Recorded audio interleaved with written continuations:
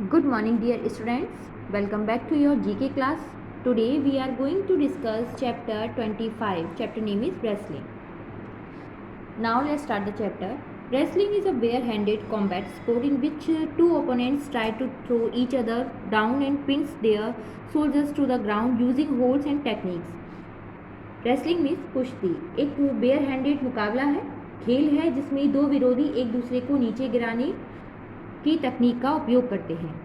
One of the oldest form of combat sport, wrestling was an integral part of military training in ancient Greece was in the ancient Olympics for the first time in 708. सबसे पुराने रूपों में जो कुश्ती है प्राचीन युद्ध के खेल के लिए प्रयोग किया जाता था और ग्रीस में सैन्य प्रशिक्षण का एक अभिन्न अंग था 708 ईसा पूर्व में. A high points of the games, wrestling was a virtual sport that had little in common with the modern form. कुश्ती एक खेल था जिसे आधुनिक रूप में सामान्य रूप से स्टार्ट किया गया in 186 BC. The sport was introduced into the Roman circus in a less violent form and it was practiced until the 14th century before falling into obscurity. 186 ईसा पूर्व था. खेल को कम हिंसक रूप में रोमन के सर्कस में पेश किया गया था और 4वीं शताब्दी तक इसका अभ्यास किया गया. It was in program of the first modern Olympics in 1896 and today there are two forms, freestyle included in the games in 1904 and Greco-Roman included in 1908. युद्ध यह जो है 1896 में पहले आधुनिक ओलंपिक के कार्यक्रम के रूप में था और आज ये दो रूपों में है. एक फ्री स्टाइल जो कि 1904 में खेलों में शामिल हुआ और ग्रीको रोमन जो कि 1908 में शामिल हुआ. The International Federation of Associated Wrestling Style was formed in 1912. International Federation of Associated Wrestling Styles means FILA का गठन 1912 में किया गया. Women's freestyle wrestling is gaining in popularity. The world championship were created in 1987 and it made its Olympic debut in Athens in 2004. जो महिलाओं की free style कुश्ती थी वो लोकप्रियता उसने हासिल की 1987 में और विश्व चैंपियन बनी और 2004 में एथेंस में ओलंपिक की शुरुआत हुई. Wrestling uses all muscles in the body and requires strength, flexibility, coordination and a sense of balance. कुश्ती शरीर में सभी मांसपेशियों का उपयोग किया जाता है और इसके लिए शक्ति, फ्लेक्सिबिलिटी मीन्स लचीलापन, समन्वय और संतुलन की आवश्यकता होती है. Psychological preparation is a part of the wrestlers training. Wrestling is truly a way of life. जो मनोवैज्ञानिक तैयारी है जो कि एक रेसलर में पहलवान के प्रशिक्षण का एक हिस्सा है. कुश्ती वास्तव में जीवन का एक तरीका है. First we learn freestyle. Freestyle is arguably the world's most popular style of wrestling. Freestyle दुनिया की सबसे लोकप्रिय शैली है. This is due to in large part to rules that have been carefully designed to create scoring possibility. यह उन नियमों के बड़े हिस्से के कारण है जिन्हें सावधानी पूर्वक स्कोरिंग संभावनाएं बनाने के लिए डिज़ाइन किया जाता है.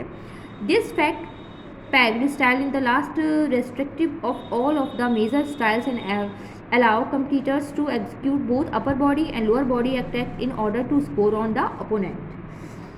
यह तेज तर्रार शैली सभी प्रमुख शैलियों में सबसे कम प्रतिबंधात्मक है और प्रतियोगियों को प्रतिद्वंदी पर गोल करने के लिए ऊपरी शरीर और निचले शरीर दोनों के जो हमले हैं उसको अंजाम देने की अनुमति देती है. Now Greco Roman.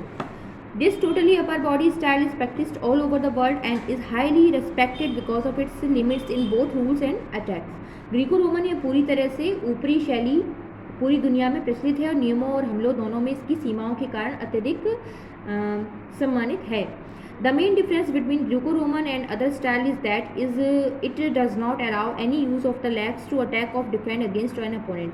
Greco-Roman और अन्य शैलियों के बीच जो मुख्य अंतर है वह यह है कि किसी भी विरोधी जो एक दूसरे से आपस में लड़ते हैं वो खिलाफ हमला करने के अपने बचाव करने के लिए पैरों को उपयोग नहीं कर सकते हैं और इसकी वो अनुमति नहीं देता है. Using the lower body in this manner result in a penalty and award points to the opposing wrestler. और इसके अगर वो निचले शरीर का उपयोग करते हैं तो उन्हें पेनल्टी मीन्स दंड मिलता है, और दूसरा जो विरोधी होता है उसको पॉइंट मिल जाता है। Except for the missionary order hold position at the end of each period, scoring and match producers is almost identified to freestyle. प्रत्येक जो अवधि होती है के अंत में अनिवार्य रूप से ऑर्डर होल्ड स्थिति को छोड़कर स्कोरिंग और मैच की प्रक्रिया फ्री स्टाइल के ही समान है। नाउ कंपटीशन मीन्स प्रतियोगिता। A bout is composed of 3 2 minutes periods. A bout जो है वो 3 2 मिनट की अवधि से बना है। Each period must and with a declared winner. जो प्रत्येक अवधि है वो घोषित करता है एक विजेता को और इसी के साथ समाप्त होता है। The wrestler who wins 2 out of the 3 periods win the bout. जो पहलवान 3 अवधियों में से 2 को जीतता है वो बाउट को जीतता है। The goal of the fight is to put the opponent on the ground and pin his soldiers for long enough for the referee to signal complete control. A fall. A fall is a automatic victory.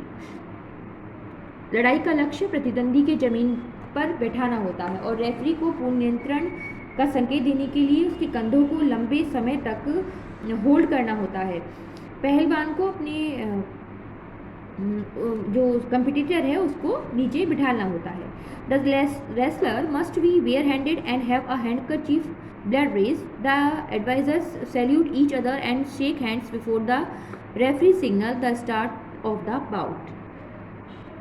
जो wrestlers हैं वो bear handed होनी चाहिए, उनके पास एक handkerchief होना चाहिए।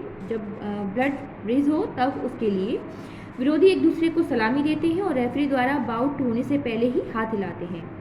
इन Greco Roman wrestling unlike freestyle only holds above the hips are allowed and it is absolutely forbidden to use the legs activity in any action। Greco Roman कुश्ती में free style के विपरीत केवल अपर हिप्स को पकड़ने की अनुमति होती है और किसी भी कार्यवाही में पैरों को सक्रिय रूप से उपयोग जो उसका किया जाता है पैरों का यूज़ नहीं किया जाता है। So I hope you all have understand this chapter. Keep practice. Thank you.